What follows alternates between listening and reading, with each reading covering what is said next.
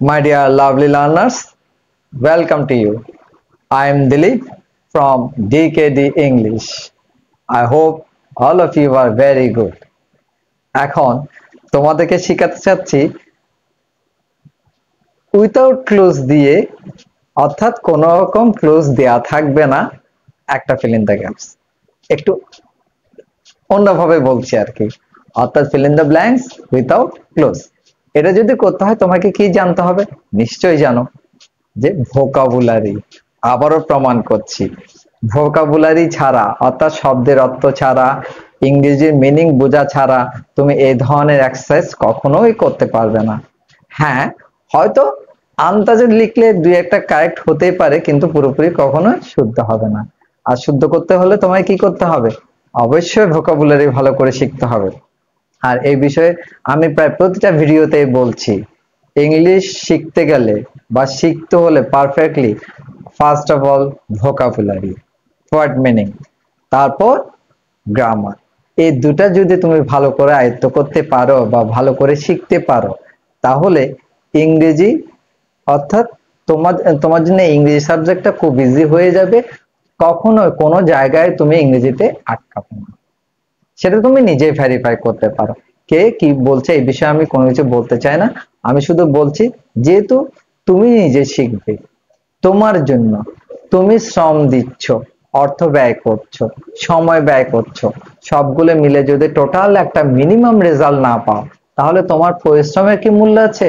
বা তোমার যে সময় ব্যয় করলে সেটার কি মূল্য আছে? যেটা অর্থ ব্যয় করলে সেটার কি মূল্য আছে? আমার মনে হয় কি, ভালোটা যেটা সত্য, যেটা আসল, সেটাই শিখে নেওয়া উচিত, সেটাই মঙ্গল।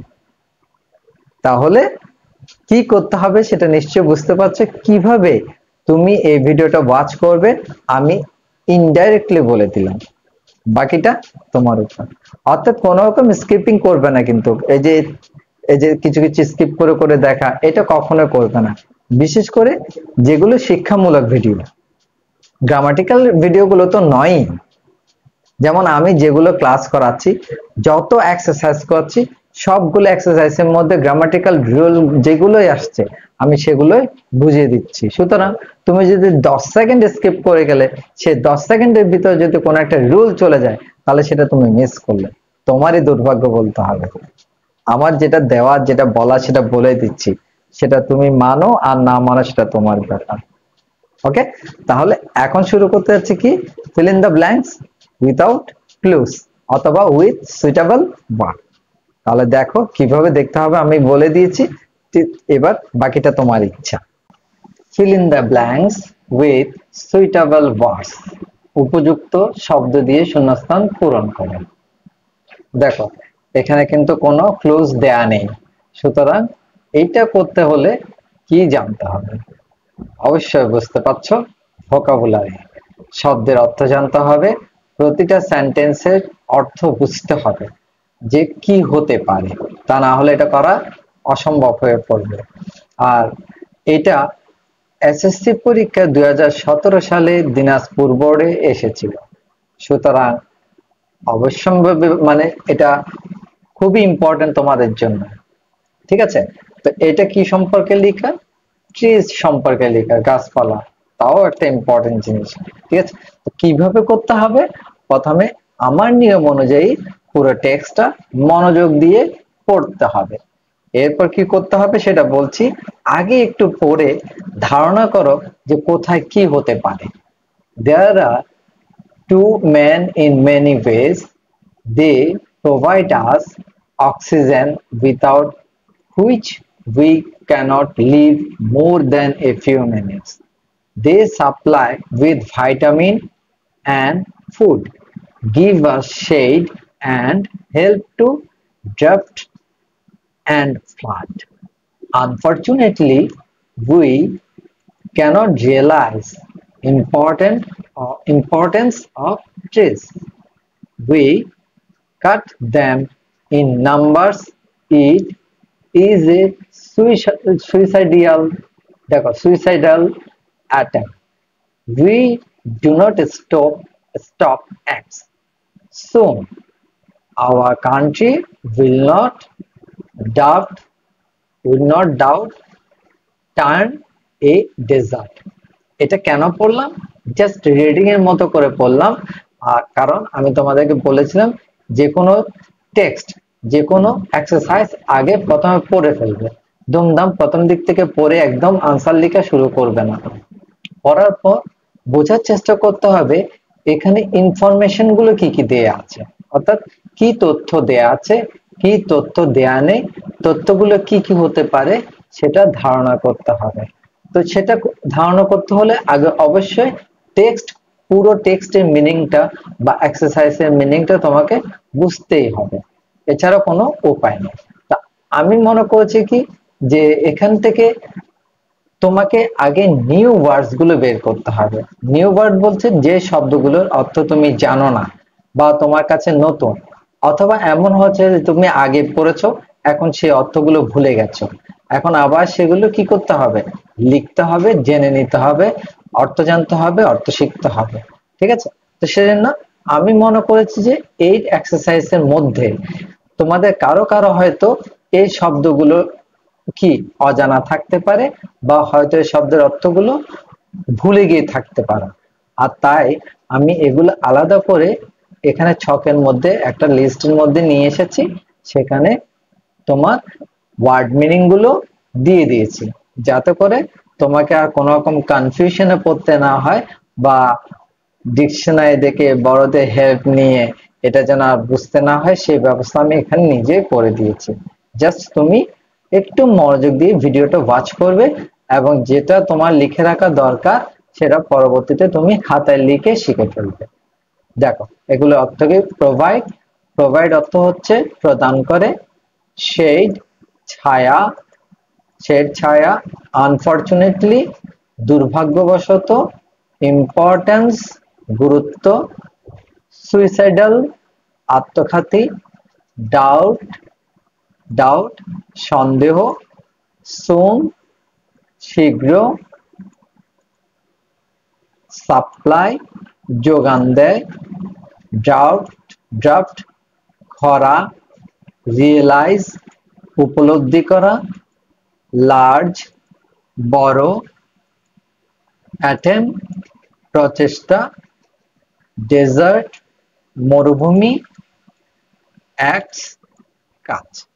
এখন দেখো যেই তোমার সম্পূর্ণ টেক্সটটা জানা হয়ে গেল, সবগুলো শব্দের অর্থ যখন তুমি জেনে গেলে এই টেক্সটের মিনিং কি হতে পারে, এই এক্সারসাইজে পুরো তথ্যগুলো কিরকম হতে পারে, পুরো কিরকম ভাবে সাজালে এটা 100% শুদ্ধ হবে, এইটা এখন তোমার মোটামুটি ধারণা হয়ে গেছে। আর সেজন্য সেটা কিভাবে করতে হবে আবার তোমাকে বাংলায় ট্রান্সলেট করে বুঝতে হবে। তা আমি তোমাকে বোঝানোর পাশাপাশি দেখো এখানে আনসারটা সহ তোমাদের জন্য তৈরি করে রেখেছি, এবং এখানে কি বুঝতে পারে সেটা কেমন করে বুঝবে তাও বুঝিয়ে দিচ্ছি। দেখো, there are useful, trees are useful to man, useful কেন হলো, to man in many ways, গাছ আমাদের বিভিন্ন ভাবে, এদের দেখো আমাদের এখানে কি আছে, গাছ মানুষের জন্য নানাভাবে কি হতে পারে, উপকারী হতে পারে।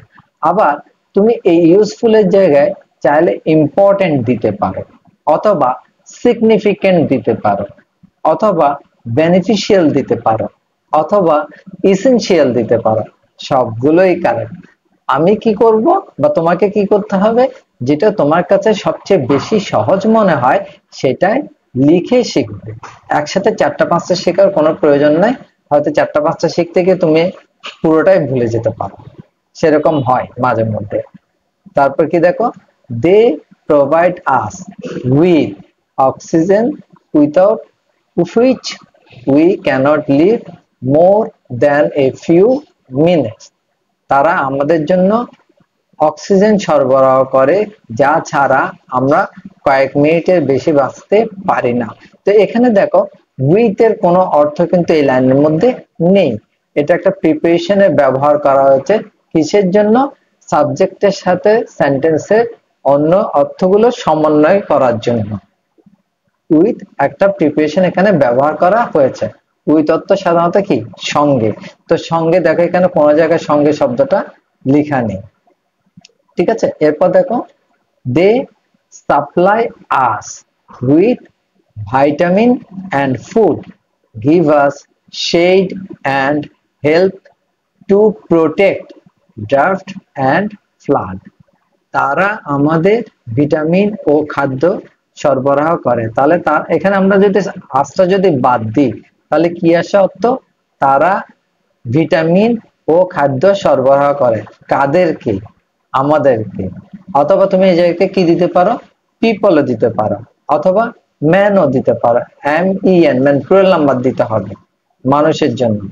সুতরাং আমি কি করছি, যেটা সহজ সেটাই এখানে লিখেছি।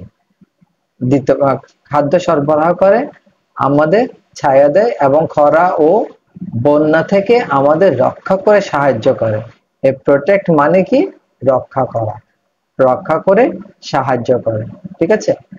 Unfortunately we cannot realise the importance of trees. দুর্ভাগ্যবশত আমরা গাছের গুরুত্ব উপলব্ধি করতে পারি না। দেখো, আনফরচুনেটলি দুর্ভাগ্যবশত, উই ক্যানট রিয়েলাইজ আমরা উপলব্ধি করতে পারি না, ইম্পর্টেন্স অফ ট্রিজ গাছের গুরুত্ব। তাহলে এখানে কি হতে ব্যবহার হয়েছে? ডিটারমাইনার অর্থে, অর্থাৎ গুরুত্বটাকে নির্দেশ করার জন্য এখানে একটা ডিটারমাইনার বা আর্টিকেল ব্যবহার হচ্ছে, সেটা হচ্ছে দি। ওকে, অনেকে তোমরা আবার দেওয়া উচ্চারণ করতে পারো। এটা কিন্তু দুটা হিন্টস আছে। আর্টিকেল থাকলে এখানে এই যে ভার্বাল থাকলে কি উচ্চারণ হবে, কনসোনেন্ট থাকলে কি উচ্চারণ হবে নিশ্চয়ই জানো। আমি কমনলি বলছি, we cut them unwisely in numbers, but it is a suicidal attempt. আমরা অজ্ঞভাবে, আমরা কিভাবে? অজ্ঞভাবে, unwisely, আর অজ্ঞভাবে তাদের অসংখ্য কেটে ফেলি, মানে অনেকগুলো গাছ আমরা কেটে ফেলি। বাট কিন্তু এটা কি? এটা একটি আত্মঘাতী প্রচেষ্টা, অর্থাৎ নিজেদের আত্মহত্যা করার মতো।